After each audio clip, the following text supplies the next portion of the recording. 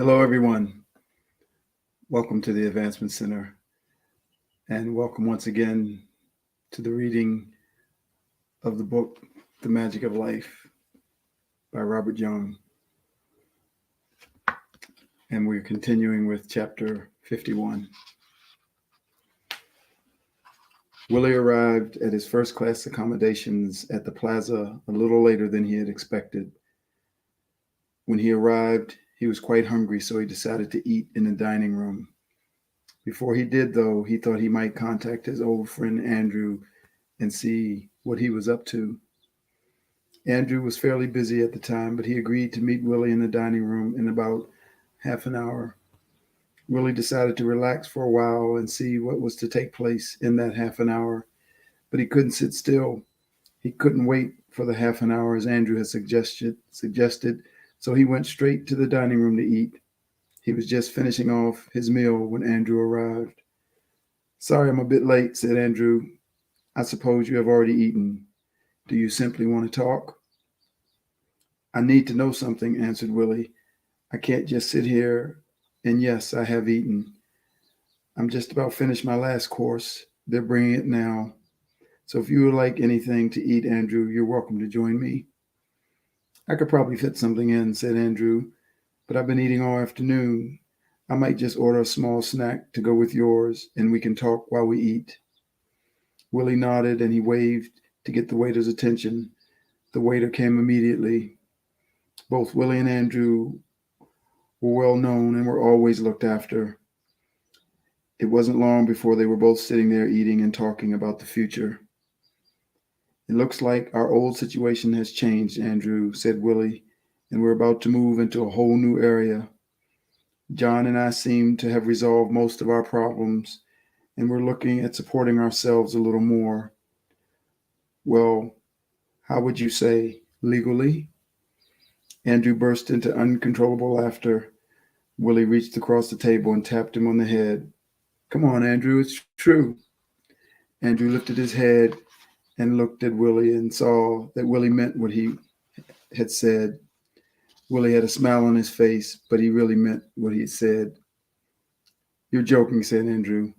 "Not at all," replied Willie. "I'm very, very serious." "But how are you going to do that?" asked Andrew, who was a little surprised. "That's all you know, Willie." "Oh, no, Andrew," said Willie. "We know a lot more than that. There are many, many things that Willie and John Broltage can do, and of course, that goes for the people associated with us, too." "That's right, but you only know how to work illegally," said Andrew. "Well, it's not that you break the law, I suppose. You just work around it." "Well, this time we're going to work like we're working in front of it," said Willie. "We're going to use all of our skills to make things happen and to make it look like it's legal." Andrew had a strange grin on his face as he replied, "Ah, so there is a twist to it." "There has to be," said Willie. "You can't do it the way they say, but we won't be running around in the dark. We'll be doing it all out in the open." Andrew's grin changed a little. "So tell me more." "I will just as soon as I can talk to young Bill Summers," said Willie. "Did he turn up?" "I haven't found out anything yet, but I can check for you," replied Andrew. "I have a feeling that he might be around somewhere. Everyone seems to have disappeared, and I don't know where they are." "So who would know?" asked Willie. "Oh, well, probably the best source would be Henry," answered Andrew. "I'll give him a call in a minute." "Yeah, fine," said Willie. "So what are we going to do in the meantime?" "Just sit here and do nothing, I think," suggested Andrew. "I think it's about time you had a nice, quiet evening." Willie disagreed. He leapt up from the table, saying, "No way. You get over there and make that phone call. I've got to find that Bill Summers right now."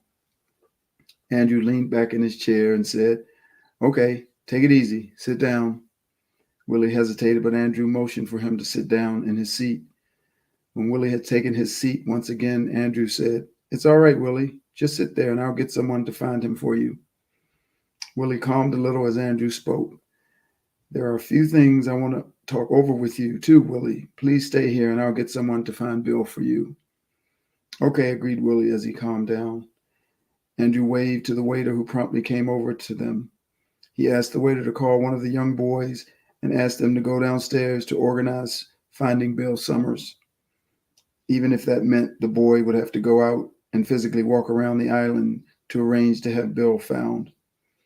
He told the waiter to have someone come back and let them know where they could contact Bill and explained that it was very urgent. The waiter immediately responded, pulled out his book, and made a note before heading away to do as he was asked. Will he do that all right, Andrew? Asked Willie. Yes, he'd better, replied Andrew. That's not what I asked, said Willie. Will he be able to do it? It's okay, Willie, said Andrew as he smiled. He's a really good friend of mine, and he'll go and get his son to run around for us. It just sounds impressive the way we said it in the restaurant. Okay, said Willie as he sat back in his chair. So whatever you got to discuss.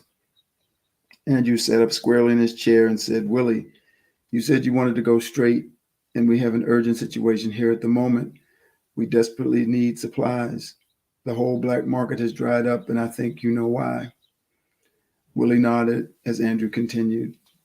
Somehow there's a feeling that you and John and whoever else you can get a hold of, including Bill Summers, well, both Henry and I feel that you could organize something for us to get supplies going without actually overstepping the rules. Willie interrupted. What do you mean, overstepping the rules? It's a bit hard to explain, said Andrew, but I suppose I had better try. There's a limit on what you can build on this island, and there's a limit on what customs will accept. There's a limit on what we can bring in and out without them picking it up. Willie stopped Andrew there and said, So you're not so straight yourself, Andrew. Andrew looked a little shy and answered, Well, it's not me. It's this whole town of Norwich. It's not supposed to be here. But if we play it fairly quietly, no one will say anything. Though if we start to look like we're outdoing the mainland, which we are, well, then we're going to start shutting things down on us. At the moment, we really need to feed all of these people. We thought we were doing okay until you brought them back. So we need food and supplies and the general rubbish that they want to buy. General things that have to be replaced in the plaza and hotels and malls, a lot of stuff. So how much trouble are you in? Asked Willie. Well, we're starting to redirect things from the general store and just about from people's cupboards, said Andrew. All of the rooms that aren't being used have nothing left in them. You could say we're starting to scavenge. How big is the order? Asked Willie. It's endless, replied Andrew. It has no bottom and has no specification. Whatever we can get, we will offload. Willie wiped his brow and thought for a moment. That's big, Andrew. How long do we have to set it up? Well, it has to be set up today, Willie, answered Andrew. Willie looked at his watch and said, Today is nearly over. What do you mean it has to be today? It has to be set up today and it has to be up and running by tomorrow, said Andrew. We need supplies within hours. That's almost impossible, said Willie. We don't have contact with anybody anymore. That's right, said Andrew. Well, we've got to find a way. Willie sat back in his chair, deep in thought, before replying. I don't know that I can do it, Andrew. Andrew flatly replied, I don't care, Willie. You have to do it. Without you, we're lost, and there's no way you would have turned up here if it hadn't already been set up. Willie shook his head. Wow, I knew I had to speak to Bill Summers, but I had no idea what it was about. Somehow, though, I think it's all going to come together. Look, we don't have much time. Where's that young bloke? Don't worry about it, said Andrew. We'll go down to the desk and we'll find out what they're up to. They finished their drink, stood up, and signed for their meal before heading out of the foyer. And that was chapter 51. Chapter 52. During the meal, Mary had struck up a conversation with Bill. She found that they spoke about things that interested her greatly. Bill was an unusual person, and in Mary's eyes, He was a very spiritual person, but he was also a very simple person who had little knowledge of everyday life, but such depth in family matters and such depth in life itself that Mary couldn't help being attracted to him. She wanted to know more every time Bill spoke. She would want to know more about it, but was surprised when Bill couldn't really add much more to it. He just knew so much, but without explanation. He didn't have any detail, and it didn't seem like he needed any. When he spoke about Suzanne and the children, his eyes glowed, and Mary loved that.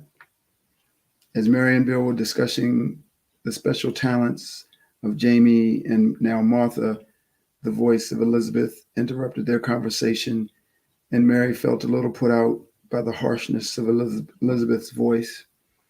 Mary stopped and looked over at Elizabeth. Elizabeth addressed the group. The purpose of our gathering is basically to sort out the deeds of the past. Your father's deeds, Henry, of which Michael and I were involved, and involved very closely. What we would like to do is to bring a few things to light and set a few things straight that would never be known unless we reveal the records to you now. There was a strange silence that fell over the group and a distinct uneasiness. Willem had some idea of what she was talking about, but he had no idea of what was to come. Henry had spoken to his father Edward many times about his dealings in the town, and he knew that there were many secrets that had never been brought to light. Elizabeth continued, "You all know that Heinrich here, or Willem, is the owner of a lot of this town." As Elizabeth finished that sentence, there was a rumbling sound of conversation around the table. Many of them had no idea. Henry blurted out, "Please be quiet and allow Elizabeth to continue. I need to hear this." Once again, Elizabeth continued, "Willem himself doesn't own anything, but Heinrich, who is Willem, owns a lot." Henry had some idea of a few of the areas that are owned under Heinrich's name, and he realized that something has to be done about them, but he has no idea the extent of what we're talking about.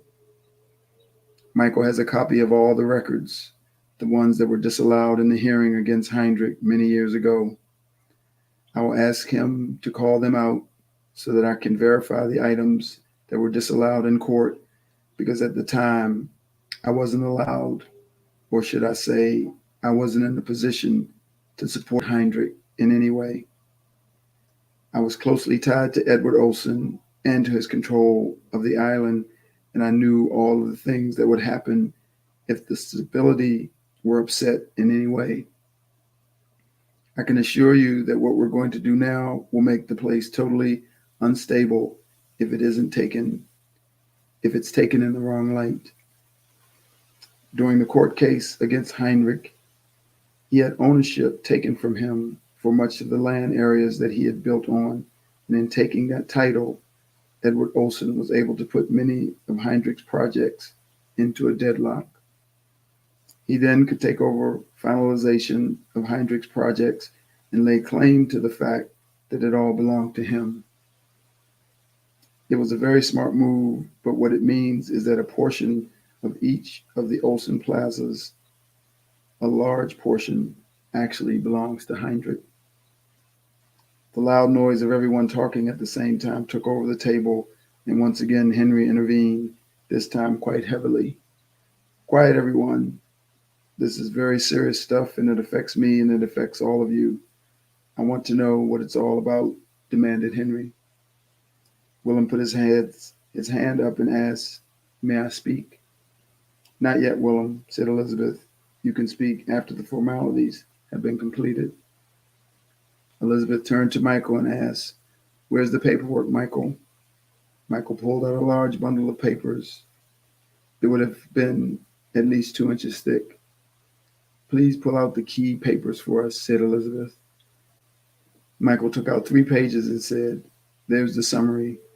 There are the details, and this is the supporting evidence." "Fine," said Elizabeth. "Now you're all witnesses to the fact that I state right now that I've read all of this paperwork and I'm aware of everything in it.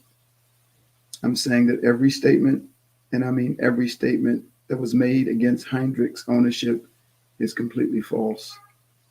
The council's history that's required to allow me to say that has been attached to the back of each of the summaries. The noise of the conversation started again, and Henry looked up quickly, and it stopped immediately. Elizabeth went on. Now, what I'm going to do is hand these sheets around to each one of you, and on it, it shows my statement, Michael's statement, the council's statement, and the revised judgment by law. On the second page, it shows the list of properties that have joint ownership and the ratios of ownership as calculated by the standard records of ownership as covered by our laws. On the third page, there's a statutory declaration that I'm now about to sign and want you all to initial. When we finish that, we can all have a discussion. Elizabeth took the third page and signed it before handing the papers around the table.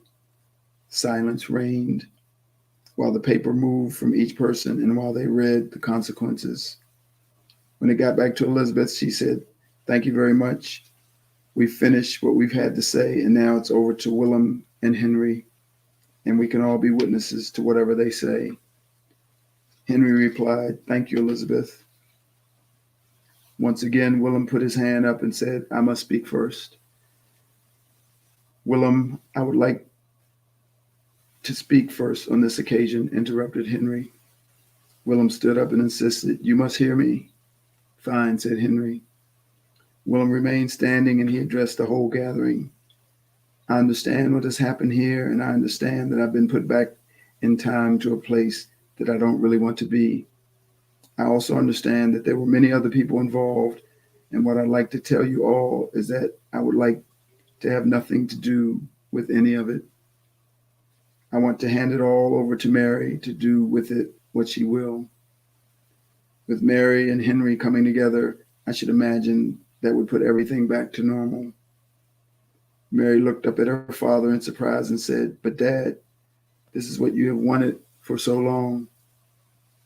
"That's right, Mary," replied Willem, "but now I don't want anything changed. I simply want my family, and I want everything to be out in the open. My life works the way it is, and I know that you and Henry are perfect people to administer this town and to make sure that nothing happens like this again." Everyone was sitting quietly and taking in everything Willem was saying. Willem continued, "While everybody's here, I want a record taken of what I've said, and I'd like to sign it. I don't want to hand it over to Henry, though. I want to hand it over to Mary. The reason for this is very obvious. It means that Mary and Henry can enjoy joint ownership and joint responsibility because the two of them are needed, not just one. And whether they are together or not together, they are still both needed." Mary jumped up and wrapped her arms around Willem. "Thank you so much, Dad. You know I won't let you down." Henry quietly intervened and said, "Well, Willem, I don't know what to say, but I'm damn proud to be your future son-in-law." Almost on instinct, everybody cheered, and the pressure that had been hanging over the table immediately lifted. There was joy and laughter, and even Harvey, the sinister old town clerk, laughed in such a way that nobody had heard before. He was so very happy, and it had seemed like a load had been taken off everybody's shoulders. Then, in the middle of all the excitement, the phone rang. Mary leaned over and picked up the receiver.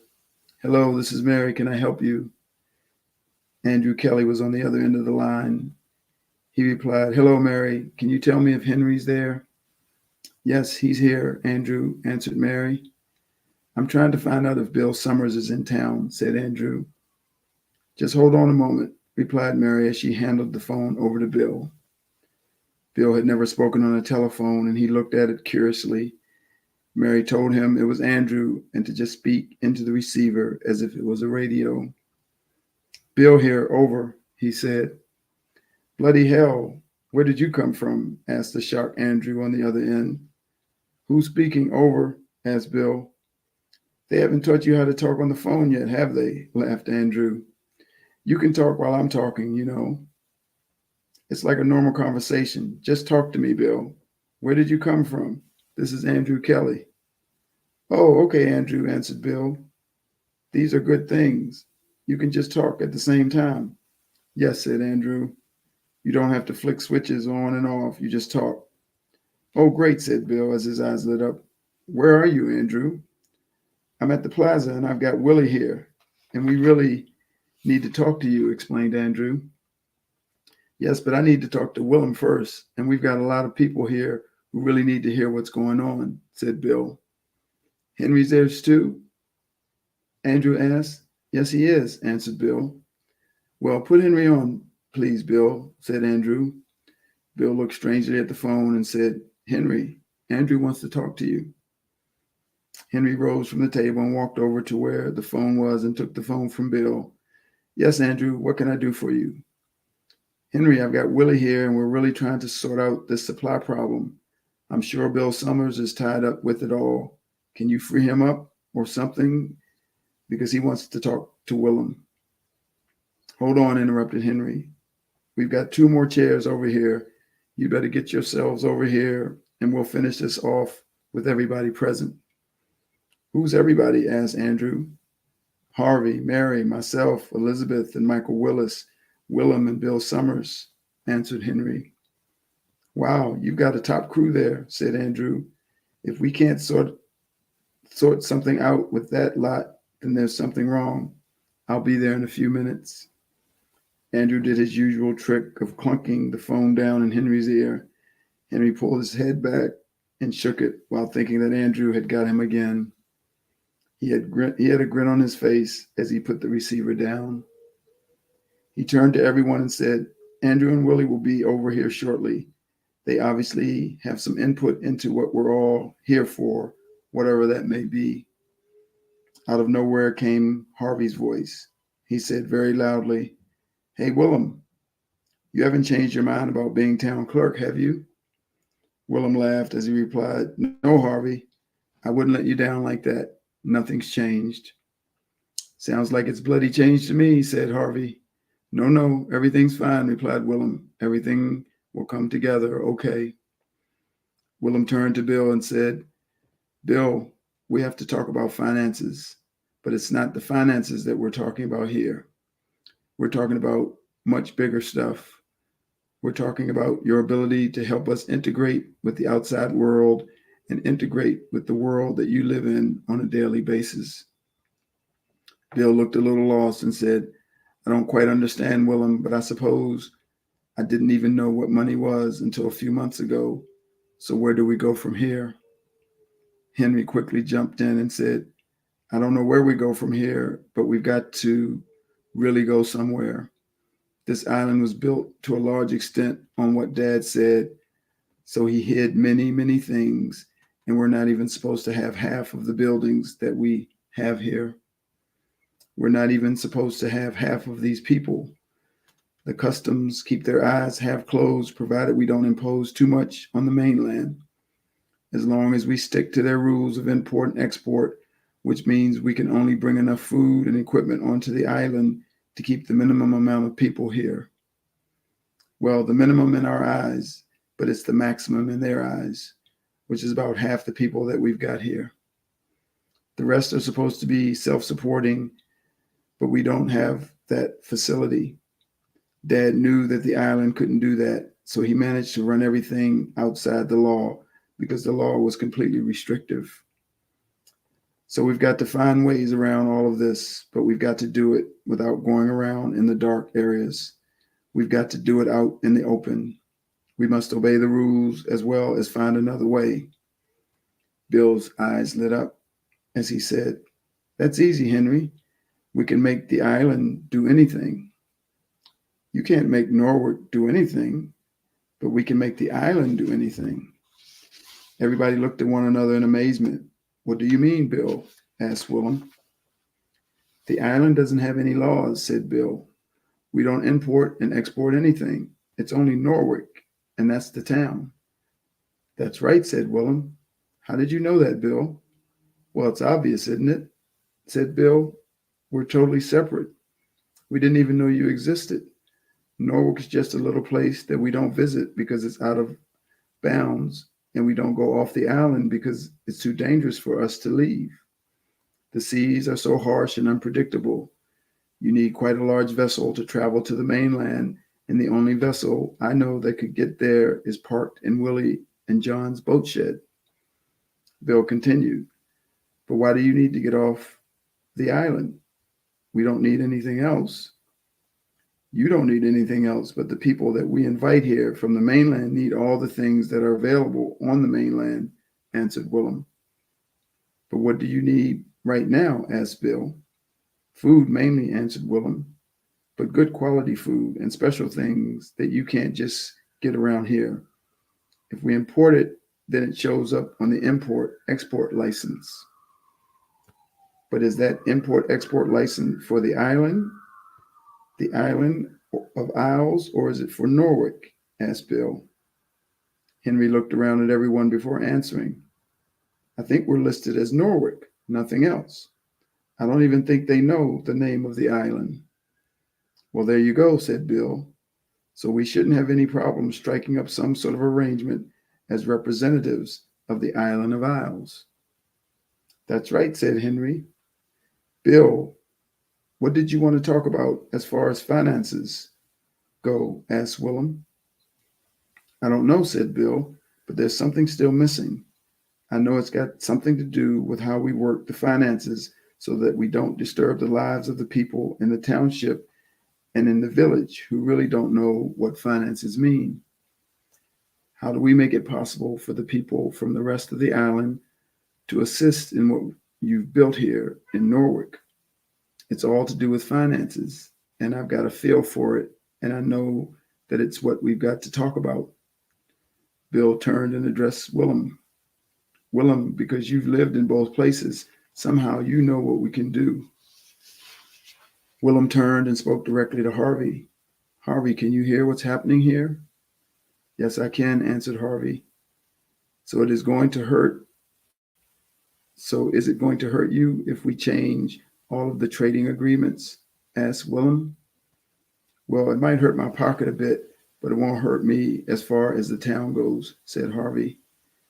Willem looked to Bill and said, I think we can do this, Bill, but you're the key. Without you, we can't do anything. We're all registered as members of this town. We're all registered on the mainland. You're not registered anywhere, and none of the other people who we know in the town understand anything about money, let alone finances, and yet here you are asking about finances. How quickly do you think we can get underway? Asked Henry. Bill held his hand up in the air and said, Whoa, whoa, what do you mean get underway? I'm just here acting on a feeling, and I need to talk to Willem. I don't know any more than that. It's okay, Bill, said Willem. You don't realize that you've got all the answers. Later on, we'll spend a couple of hours running through it all, but for now, let's just settle down a little and make sure that we're going to make something of this town and of this island, and we're not going to disturb either party. We're going to put us all on the books for the mainland, and we'll be a force to be reckoned with. Michael Willis, who had been relatively quiet all evening, spoke straight after Willem. Willem, it will be great to work with you. We can set this up, and I know what you're talking about. It can be done legally, and if Bill's happy enough to be a representative for the rest of the island, we can have it done this evening. Elizabeth addressed Bill. Bill, you've got to go along with this. This is what we've all been waiting for, and somehow you seem to fit the bill. No pun intended. Everyone had a laugh. Bill was feeling quite vulnerable. He hadn't experienced these kind of feelings before. He felt overwhelmed by the pressure from the other people. He had never worked amongst people who had needed so much from him. It all seemed to be intellectual, and he felt like he was starting to become overloaded. He sat back in his chair and took a deep breath, but before he had fully inhaled, his whole world changed in front of him. His vision blurred, and he felt like he was going to pass out. Then suddenly, right before his eyes, he could see Suzanne and the children. He could not believe it. It was like they had taken over his whole world and he was there with them, but he couldn't touch them. In the background, he could see Carmel Roberts in her house. She looked like she was floating in and out. It was quite a strange sensation. He shook his head and rubbed his eyes, and nothing changed. Suzanne spoke. Bill, this is Suzanne. I've picked up what's happening to you, and I want to work with you. Simeon has been in contact with me, and he knows exactly what to do. He wants you to wait until your visitors arrive. He doesn't want you to say another word, and when they arrive, he wants you to check in with me with every step of the way. I've managed to tap into Simon Guthridge, and Carmel has been extremely active in keeping in contact with Julie and Helen. We're all working with you, and we all know what's happening. You are our representative, Bill, so take on the task, and you'll have our total support. As quickly as the vision had appeared, it completely disappeared, and there was Bill back sitting on the seat, finishing his deep breath. It was like time had changed, and Suzanne had slipped in between the seconds and opened up a space, and it turned into what seemed like minutes just to pass on a message to Bill. As he breathed out, he said calmly, I think I can do what you have asked, but we need to wait a little while. Before he could say any more, Henry asked, Wait for what? Our visitors, of course, said Bill very brightly. Oh, yes, I forgot about Andrew and Willie, said Henry. They'll be here any minute. I suppose that's very important that they're involved. It's essential, said Bill. Oh, well, it sounds like a good time for a break, said Mary. Elizabeth, will you give me a hand to make the tea?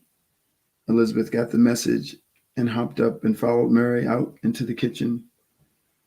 As soon as she got through the door, Mary told Elizabeth, We've got to lighten this up, Elizabeth. It's getting too serious. This is not the way to live. We've got to find out what's going on and why everybody's so serious. Okay, Mary, I'll do that, said Elizabeth, as she spun around and walked back into the dining room where she stood at the head of the table. She placed her hands on her hips and said very abruptly, Righto, you lot. Why does this have to be so serious? We've just had some beautiful things happen. We've had years of rubbish cleared up, and here you are all trying to work out how to do something that you won't even tell us about. What's going on? The five men looked around at each other, but no one knew how to answer or who should take the lead. Eventually, Henry took on this role, as was usual for Henry. It's like this, Elizabeth. My father broke a lot of rules, and here tonight we've all gathered together to repair a lot of the damage.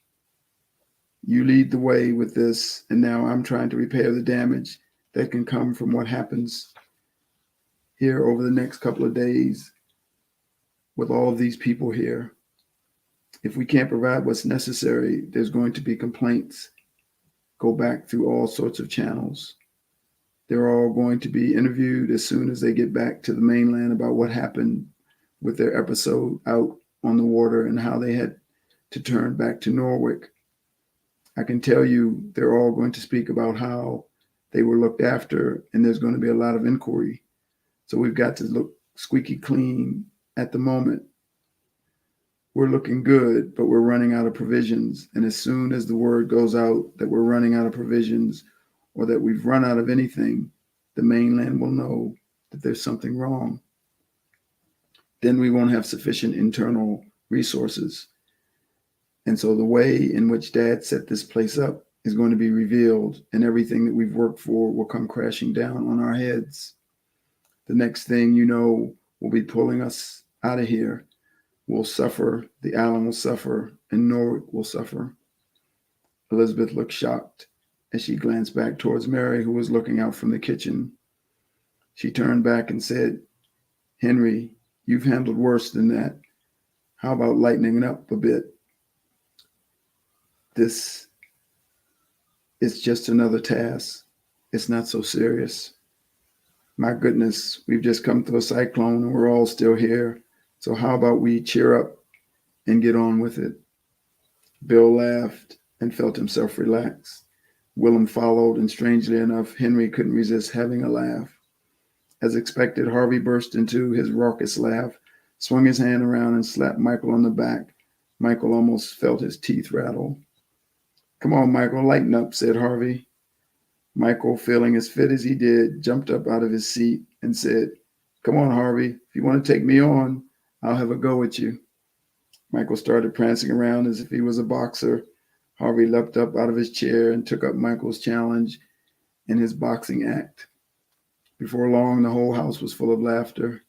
Harvey and Michael put on a great show, and by the time they had finished, they were both puffing and panting, but they were laughing and had red faces.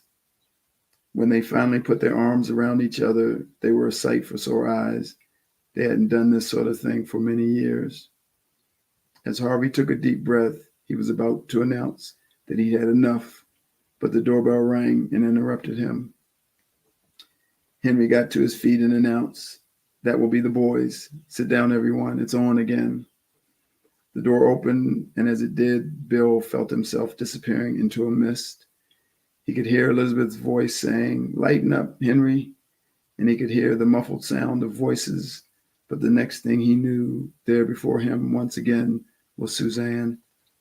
This time she was alone and spoke very clearly. Bill, this time I'll be with you during the entire conversation. Make sure you listen, as it's very important. The haze disappeared, and Bill looked up to see the huge smile of Willie along with Andrew. Bill wasn't sure whether he had met Andrew or not, but he felt like he knew him from another time. He certainly knew Willie, though, when he walked through the crowd to put his hand out to shake Willie's hand. Willie took Bill's hand and then threw his other arm around Bill's shoulder. It was obvious that they were great friends. Willie turned to introduce Andrew. Bill, I'd like you to meet Andrew Kelly. I think you'll find that even though you're both quite different, you have a lot of things in common. You'll both be working together at some stage. Bill shook Andrew's hand before Willie and Andrew walked in to greet everyone else in the room. After all of the introductions and greetings were over, Henry took over once again. All right, you lot. This is important business, and I'd like you to all be serious, he said. Henry, it's not serious, but we will be if you'd like us to be, said Elizabeth. Mary couldn't help but giggle. As she started giggling, so did Elizabeth. Henry sat back in his chair, threw his hands in the air, and said, Okay, I give up. Where do we go from here? It's all right, Henry, said Willem. You speak. I'll keep those two in check. Thanks very much, Willem, said Henry. What I wanted to say was this. I spoke to you all before about how serious our situation is, and Andrew has worked hard to achieve what I've asked, but I'm not sure that he has done it as yet. Bill seems to have a handle on everything, but we don't have anything clear at this stage. Willie seems to be playing a key role here somewhere, and I'm sure that if we all talk this through, we'll be able to get to the bottom of it. Everyone nodded in agreement as Henry continued. I almost forgot. There's young Bill here who has turned up out of nowhere and for no reason, and yet he seems to know more about all of this than we do. I don't know where to go from here except to say that we need an end result, and the end result has got to be that we need supplies. We need a permanent supplier. We need to be able to deal with the mainland openly, and we need to do it all tonight. There was silence and not a movement from everyone around the table. In that split second, Bill could see Simeon standing in the corner of the room. He wasn't sure whether to reveal Simeon's presence, and then he heard Suzanne's words, Introduce him. Bill quickly raised his hand, signaling for everyone to remain quiet, and then said, It's all right. Simeon's here. I could see him standing in the corner. Everyone looked over towards the corner in amazement and then looked back at Bill. It was obvious that nobody could see him except Bill. Just look back there again, said Bill. You may not be able to see Simeon clearly, but you'll see the haze. They all looked back, and then one by one they nodded. Bill asked, "Is it all right if I relay Simeon's words?" Everyone agreed, but they did not take their eyes off the corner. "Simeon, can you add something to what has been discussed here today?" asked Bill. He waited for a while, and everyone looked back at Bill, waiting for some kind of response. Bill smiled and announced to all those present, "Simeon tells me that I can lead you all to where to find the solution. It's not a difficult thing to do, but when I asked him where that was, he said, right where you are now. But you must work with your heart and not your mind. You must allow some input from those who assist you and those who can help. You must allow me to turn the impossible into the possible." Bill stopped, looked at everyone, and explained, "What Simeon's saying is forget about trying to work it out. Just go to where you know you can do it. Simply go to your heart and say, 'I'm going to do it.'" Bill immediately felt the change in the room, and the strong sense of determination amongst everyone grew. It was simply amazing. Just then, Bill heard Suzanne's voice again. "Bill, tell them about your contact with me, Carmel and Simeon, and particularly with Joe." Bill waited for more advice, but there was no more. He transmitted back to Suzanne, "Give me more to work with, Suzanne." Suzanne immediately responded with exactly what she had previously said. Bill smiled again and told the gathering, "Suzanne is telling me to give you a little more insight into what's going on. She wants you to know that while I'm standing here, she's talking to me, and I'm also communicating with Simeon. I can see Carmel Roberts, as well as Simon Guthridge, is in contact with Suzanne. We don't use telephones or radios. All of you people here can do the same because you're all special people who are here to pull lots of things together to enable this island to operate at its full potential. I'm not talking about commercial potential either. That's full potential to allow people to do whatever they need to do and what they want to do to demonstrate who they are." Bill couldn't believe the words of wisdom that were coming from his mouth. He felt extremely comfortable with what was happening, and then Simeon intervened. "Bill, tell them how you will lead them and how you will have all of the support of Suzanne and the family and everybody else if they allow it," said Simeon. Bill's smile disappeared for a moment. The shock and the responsibility was too much for his being, but suddenly he felt the beautiful feeling of comfort of Simeon's energy, and he quickly settled and felt very relaxed. "I've just been told by Simeon to tell you that I will lead you all through this and that I will be responsible if you allow me to. I will take over representation of the island if you agree to it, and then everybody will gain," explained Bill. There was an immediate response from everyone. They were all behind Bill 100%. As soon as that happened, Simeon disappeared, and the connection with Suzanne also disappeared. Bill felt himself standing there alone with everybody looking at him, wondering what he was going to say next. He almost felt abandoned when again he opened his mouth and said, "Well, I'm not really sure what I have got to do, but I know that I can do it." "I'm sure you can, Bill," said Henry. "What's our first step?" Bill turned to Willie. "Willie, we have a bit of a plan between us that we haven't spoken about, and Willem, and we have a plan between us that we haven't spoken about. I think if you all check between each one of you, you probably all have some sort of plan between each other that has never been spoken about." They all nodded in agreement. "That's right, and that's what we've got to work out," said Henry. "No, that's not what you've got to work out. It's what you've got to know exists," said Bill. Henry looked quite seriously at Bill for a moment and said, "Explain a bit more, Bill." "You've just got to know that I can do it, and then I've got to know that you can do it. I've got to know that Willie will support us, and I have to know that Willem will support me with the finances, I have to know that Mary will support Suzanne. All of these things I actually know, but I've never spoken to any of you, and yet I still know, explained Bill. The more Bill spoke, the more comfortable he felt with himself. He turned to Elizabeth and said, Elizabeth, I've seen you with Michael. You know you've got his support. You know that what you have done here today was totally supported, and you didn't have a doubt, and it worked out, and it's still working beyond what you could possibly have imagined. So, out of what you have started, we are now a team, and we're a team because we know, not because of anything we organize. That's true, but how are we going to get the food? Asked Henry. Bill looked to Willie. Do you think we can get some by tonight, Willie? He asked. Willie's eyes lit up. Well, Bill, you show me where to go, and I'll get here. There's your first answer, said Bill. But where does he have to go? Asked Henry. I don't know, but leave it with me. I know that I'll find it, said Bill. Suzanne's voice came back to Bill, and once again, he felt very comfortable. Bill, you've stored all those fish. You have enough there for a year's supply for the island.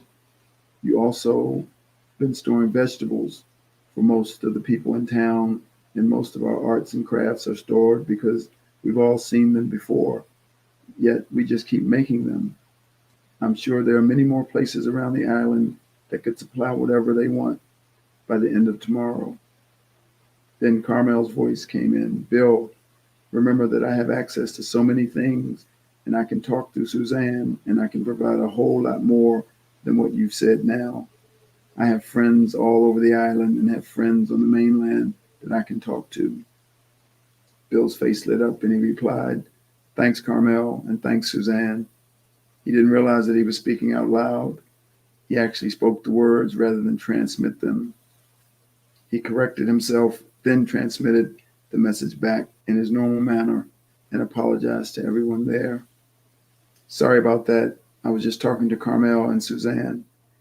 We have no trouble providing whatever you need by the end of tomorrow, and we'll have no problem providing fish and vegetables tonight, said Bill. Henry's mouth fell open, followed by Willem's. Harvey's mouth had been open for the last 10 minutes.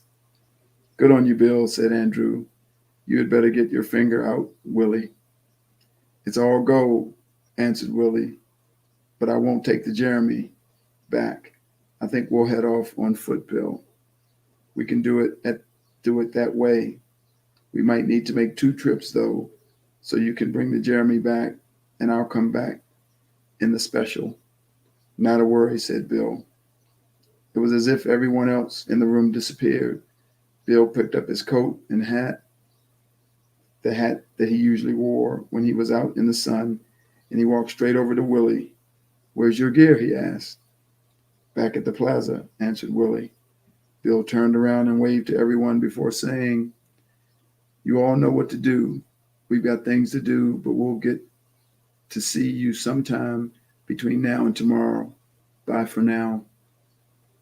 Without any need for reply from anyone there, Bill swung open the door and ushered Willie out. The feeling of Simeon's presence was still in the room, and Willem was very conscious of the fact. He asked everybody to sit down and to just enjoy what they were feeling. Mary knew exactly what Willem was talking about, as she had experienced this before. Henry was that fired up that it took him a while to actually understand that this was exactly the same feeling that he got while on Joseph's Hill. The presence was here in the room. Elizabeth and Michael sat quietly and enjoyed the beautiful and unique feeling that they were experiencing for the first time. Harvey, on the other hand, had experienced the hardship of his role as town clerk for so long and of handling the underworld. He had a lot of difficulty settling down. It took him some time to even shut his mouth. Eventually, though, he had settled and was able to experience that beautiful feeling. The whole place went quiet. Time disappeared so quickly, and when the old clock chimed 11 p.m., they all came to life and wondered where they had been. It was like They had been switched back into the normal world.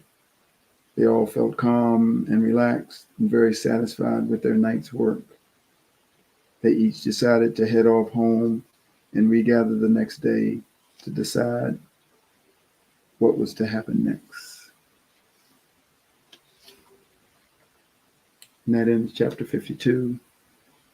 And I'll stop there with just a few more chapters to go in this incredible book, The Magic of Life. And with that, I wish you all a perfect life, perfect health, and a magic future. Thank you.